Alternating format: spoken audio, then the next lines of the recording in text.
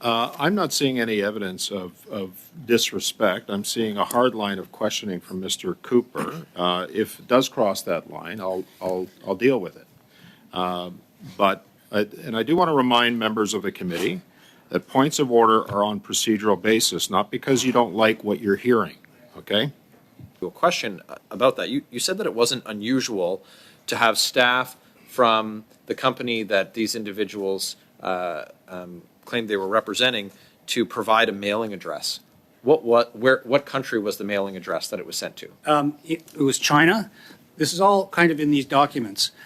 I'm going to go to Mr. Cooper for 6 minutes. Go ahead, sir. Thank you very much, Mr. Chair. Thank you, Mr. Rosenberg. Mr. Rosenberg, you claim that the source of the donation was the Millennium Golden Eagle International Canada, Inc., yet on July 14, 2016, when you sent international bank transfer instructions, nowhere mentioned in that letter is Millennium Golden Eagle International Canada, Inc. The only names on that letter were Bin and New. Why?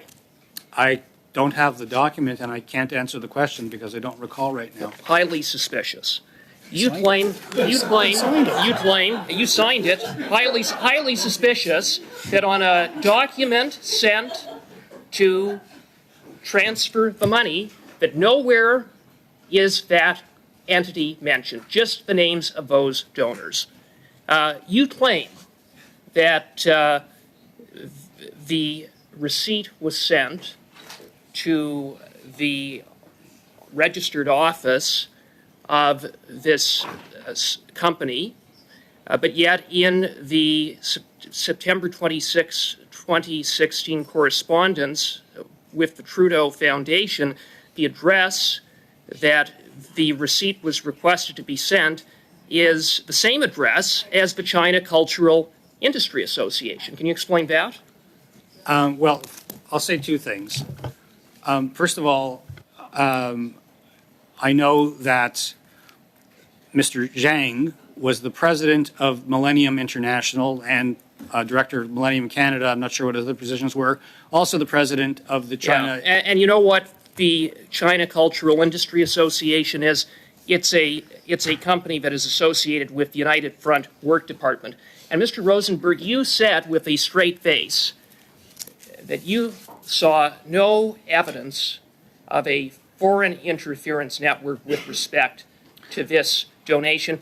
What does Millennium Golden Eagle International do, by the way? What do they do? As far as I know, they're a media company. Did you ever bother to do any due diligence? Did you bother to even go to their website? Because maybe if you did, Mr. Rosenberg, Point of order, Chair. Mr. Chair. This better be on a procedural basis. I'm just wondering if there is any procedure to ensure that witnesses that come before this committee are treated with respect. I'm not seeing any evidence of disrespect. I'm seeing a hard line of questioning from Mr. Cooper. If it does cross that line, I'll deal with it. And I do want to remind members of the committee that points of order are on procedural basis, not because you don't like what you're hearing, okay? Go ahead, Mr. Cooper. I stopped your time. You have 3 minutes and 35 seconds. Thank you, Mr. Chair. Did you bother to even go on to the website of this company? So, as I've explained, the way receipting was dealt with. I guess the answer to that is no, because had they bothered to do so, had you bothered to do your due diligence, you would have known that the website of the Millennium Golden Eagle International states that as part of her mandate is to take governmental guidance from Beijing. If you had bothered to do your due diligence, you would have known that Zhang Bin was a political advisor to the Beijing regime. You came before this committee with a straight face as the former Deputy Minister of Foreign Affairs, and you said, there's nothing to see here in the face of that. Are you serious? Yeah, I'm serious, and I'll answer your question. First of all, Zhang Bin was introduced to Mr. Lefebvre at the University of Montreal by our ambassador in China, Mr. Guy Saint-Jacques, who I actually spoke to yesterday. Mr. Saint-Jacques was very well aware of the associations that Mr. Zhang had, And I think it was felt that almost everybody in China who was anybody had some connection with the government.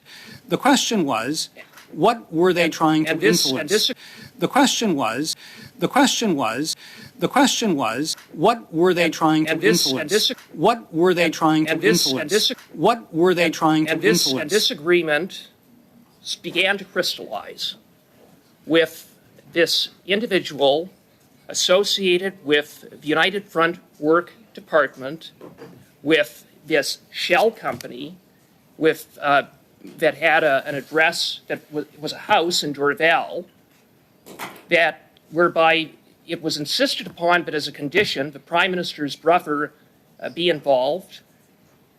That all of this was happening 1 month before a federal election campaign, Well, and you didn't see anything to be concerned about, nothing at all to be, nothing, no red flag for you that would have said, maybe we should look into this, maybe we should do our due diligence, maybe there's something here. Nothing at all.